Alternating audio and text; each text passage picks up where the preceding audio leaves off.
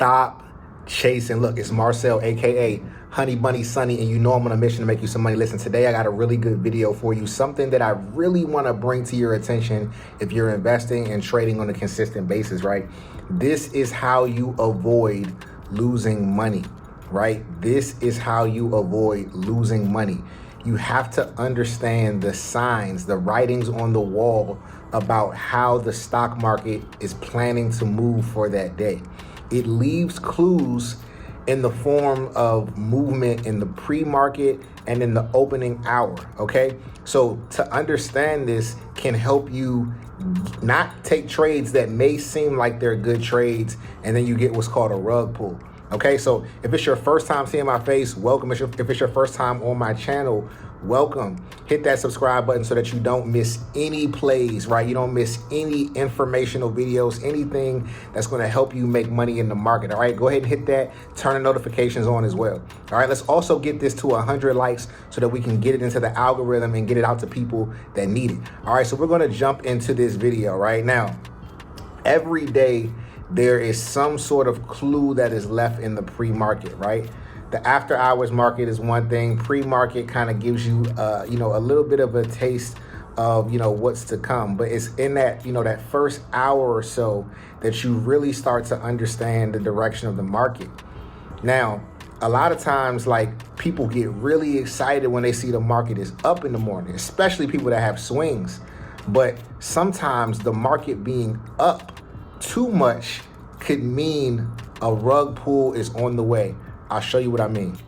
Also, excuse the, the background, excuse the audio. I know the audio is not as crispy as it could be, but I'm on the road and I'm trying to make sure that even in the midst of me being on the road, I'm still making sure that I get these videos created for you so that you guys can, can apply this to your trading.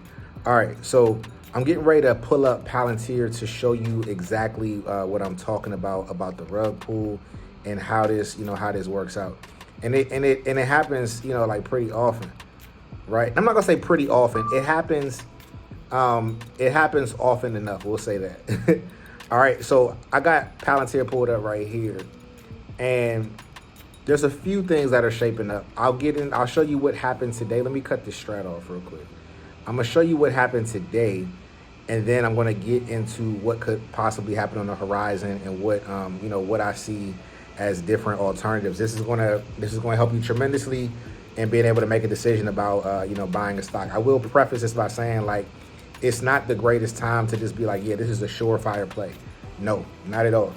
Right? There are so many different scenarios that could take place. But if you go back and watch my Sunday watch list video, I told y'all, I was like, keep your eye on the weekly. Everybody was trading the daily. I'm like, no, the weekly is saying we want to come down, and this is exactly what's happening. Then today, which brings me into my point, we started out up here like around 172 and went to as high as 174, about 174.50, huge psychological level, right? But also it was a gap up, okay? We gapped up and people thought that was it. People thought we were just gonna gap up and continue. I want y'all to understand something, okay? When we gap up, the highest likelihood of the gap being filled is the day of the gap. Every day that passes that the gap does not get filled, what it does is it lowers the probability of it actually getting filled. Now, just because a lot of time goes by doesn't mean it's not going to get filled. I talk about this all the time. I'm like, SPY got a lot of gaps to the downside to fill, and that's true, right? But the more time that a stock spends away from the gap, the lower the likelihood that it will come back and fully fill the gap. There are gaps on charts that have not been filled, right? A lot of times they will, like, there needs to be some sort of correction, like, on indexes specifically. But there's a lot of gaps, even if you go back and look at the video far enough, right? There's probably some gaps, or there were, before it came and did its pullback. But if you look, I'm pretty sure if you look, way far down the chart, there's some gaps that NVIDIA just hasn't filled yet. So it happens. And like I said, the longer it takes, the lesser the likelihood. So we're back here on the chart, right? It gapped up. It was at 174. This thing is now down at 160. I was telling y'all I was gonna come to 160.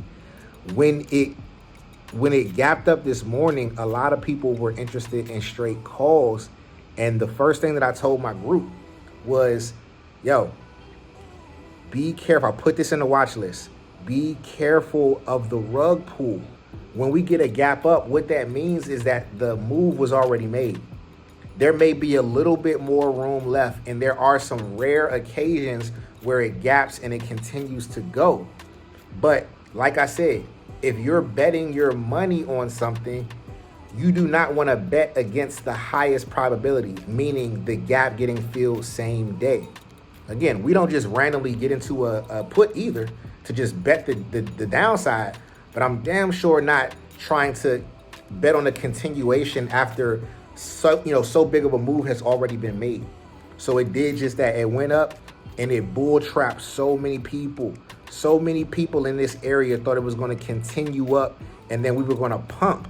But remember I told y'all the weekly. Look at the weekly. We were bearish. We are in a bear trend. Still a bull market, but we are in a short-term bear trend. Now, it can come all the way down to about 140 something before reversing. This is where institutional money is right here. We could still come down. And if you look at how we got the rug pulled today, and not just on Palantir, but across the market, this shows you that there could be some continued downside. Let me make this a little bit smaller. This could be some continued downside all the way down to this level of 143, 144, right? And that will put it at the bottom of the Bollinger Band on the weekly. So that could be a good area to swing to the upside. But if we break below this order block and this bottom Bollinger Band, man, we could be going into something that is a little bit more serious. I like how matter of fact, let me talk to y'all for a second. All the people on the internet that say I've been fear mongering. Like, oh, who paid you? You're fear mongering. You're spreading fear. Everything that I've said has happened.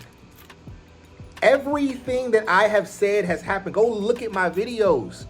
No, I don't have a crystal ball. No, I cannot predict the future, but I do follow my instincts. I do follow what I'm also seeing on technicals, and I put those things together. The market is coming down, right? It's not going to happen all in one day. So all those like gotcha people that, that try to come, and talk to me in my inbox or whatever, when the market bounces, it's like, yo, the market is never going to go straight down or straight up. It's going to make its way. So it could be making its way down. Like I'm saying, I call 160. It's at 160 today. It's not fear mongering. It's protecting people from losing their money. Apparently, a lot of y'all don't care about people losing their money. I'm not talking to, like those who are trying to, I'm talking about all the I don't know, these random people in the comments and inbox that swear there's fear mongering going on. I'm not paid by anybody but the market, right? I'm only trying to do the best for the people because there's not many people out there that are looking out for the people like we do in the Prosperity Collective. We put so much of our own sweat equity into this company. We put so much time into making sure that you guys are not losing money and can take advantage of the opportunities when they're there. So like when people come and say stuff like that, yeah, I get a little pissed off because I'm only looking out. I'm only looking out. Go through my videos. Everything is documented on there. Like, you're not going to find too many errors. I'm a human. Yes, there will be mistakes. But you're not going to find too many things that are way off, because what I do is I give both scenarios. I tell you, if this happens, and this is what can happen to the downside, worst case scenario. If this happens, this is what can happen to the upside. And I paint the picture. All right, so I just want y'all to understand that. Yeah, I'm off my soapbox. But yes, we could come down as far as 145, yo, on Palantir and across the market, right? IWM is down. IWM was up. Let's go to that real quick. IWM was up 2% today. Now it's down 3% or 0.3%, right? So these things are, this is a reality. Look at it on the daily. This is a reality, right? It's coming down. It could come down into this bullish order block here. It's you know what I mean? Like, and order blocks are good. places to take trades, but nothing is guaranteed. These can get broken through, and we can start coming into correction territory, which is around this one right here, here and here, right? That's when we're going to start entering correction territory, like I've been saying. All right, so again, for those who think that this is fear mongering and think that I'm trying to, get people to be afraid, look at this. Look at this on the daily. Yes, I know the Bollinger Band strategy, right?